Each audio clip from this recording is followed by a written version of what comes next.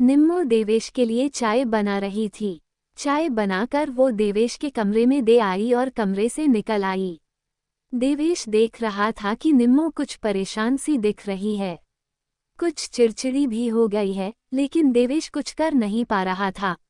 देवेश ने निम्मो को रोकने की कोशिश की, पर निम्मो काम का बहाना बनाकर कमरे से बाहर चली आ गई। देवेश अकेले बैठे कमरे में चाय पी रहा था। देवेश को अकेले चाय पीने में मजा नहीं आ रहा था, जो मजा निम्मो के साथ आता था। देवेश मन महसूस कर चाय पीने लगा। देवेश चाय पीते हुए सोच रहा था कि कुछ दिनों से दोनों के बीच दूरियां कुछ ज्यादा ही बढ़ती जा रही थी। इसका कारण भी उसे पता था। जब से देवेश का ट्रांसफर उसके अपने गृह नगर में हुआ था, तब से वो महसूस कर रहा था कि निम्मो उससे दूर होती जा रही थी। इसका कारण था उसका संयुक्त परिवार।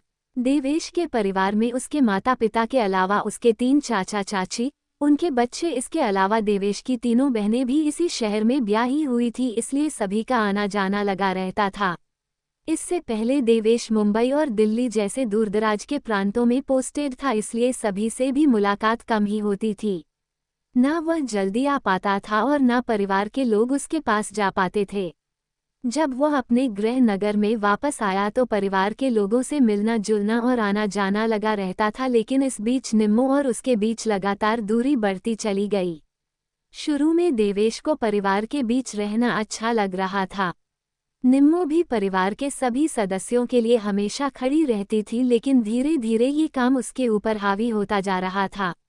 अब उसके भीतर चिड़चिड़ाहट आती जा रही थी, यहाँ तक कि परिवार के बच्चे देवेश और निम्मो के कमरे को भी नहीं छोड़ते थे। देर रात तक बच्चे इसी कमरे में बैठकर पढ़ते या खेलते या बतियाते रहते थे। पति पत्नी दोनों एक दूसरे से बात किए हुए हफ्ते गुजर जाते थे। संयुक्त परिवार के कारण काम की अधिकता होती थी। निम्मो घर की बड़ी बहू भी थी, इसलिए काम की जिम्मेदारी उस पर अधिक होती थी। सारे काम समेटकर निम्मो को कमरे में आते हुए रात हो जाती थी और मुंह अंधेरे उसे उठना पड़ता था, क्योंकि घर में जितने भी बड़े थे सभी की अपनी दिनचर्या थी। उसी के हिसाब से निम्मो को चलना पड़ता था।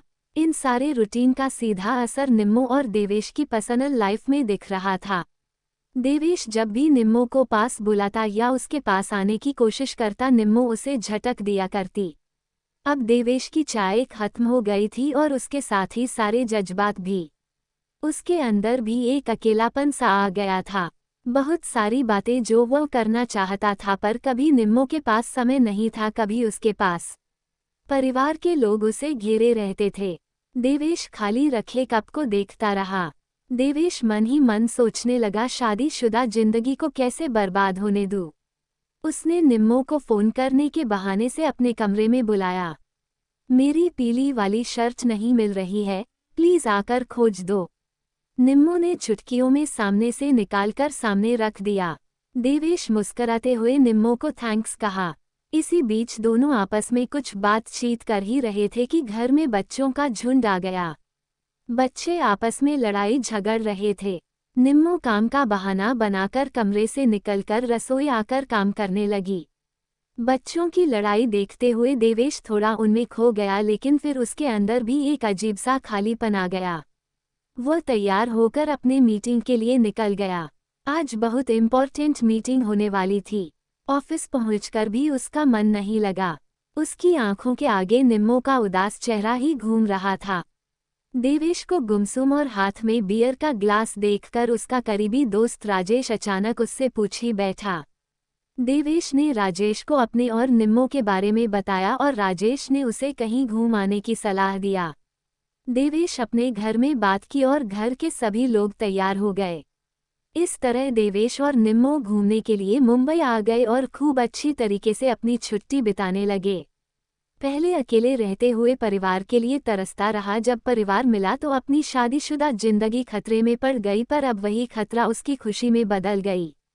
कहाँ बेचारी निम्मो घर गृहस्थी में पिसती जा रही है और चिड़चिड़ी होती जा रही थी। वही निम्मो भी अब देवेश के साथ छुट्टियां बिताने हिल स्टेशन आ गई। निम्मो का तनाव रहित चेहरा और खुले बाल उसकी खूबसूरती को और बढ़ा रही थी। दोनों ही बहुत दिनों बाद एक दूसरे को इस रूप में देख रहे थे। खारे पानी ने निम्मो को एनर्जेटिक बना दिया था। वहीं देवेश को गीली टी शर्ट और प्रिंटेड कैफ्री में देखकर निम्मो भी रोमांटिक हो गई थी। दोनों एक दूसरे की बाहों में खोए हुए थे कि एक बड़ी सी लहर आकर उन दोनों पर गिरी। दोनों लहरों के साथ बहते हुए थोड़े आगे बह गए। देवेश ने बड़ी मजबूती से निम्मो को जकड़ लिया था।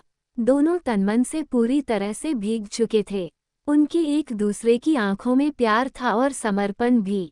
दोनों वापस लौटकर होटल में आए और एक दूसरे में खो गए। शाम को जब रिसेप्शन से चाय के लिए फोन आया तब जाकर दोनों की नींद टूटी। निम्मो मुस्कुराते हुए उसकी बाहों में झूल गई और उसके गालों में अपने होठों की तितलियां रख दी और देवेश का धन्यवाद किया।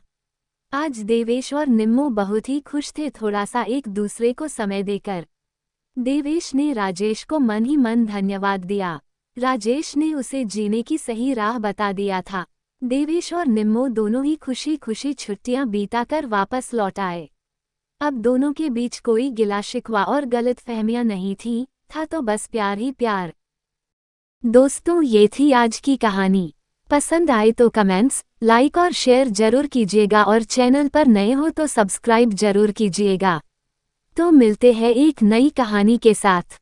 चैनल पर बने रहने के लिए बहुत बहुत धन्यवाद।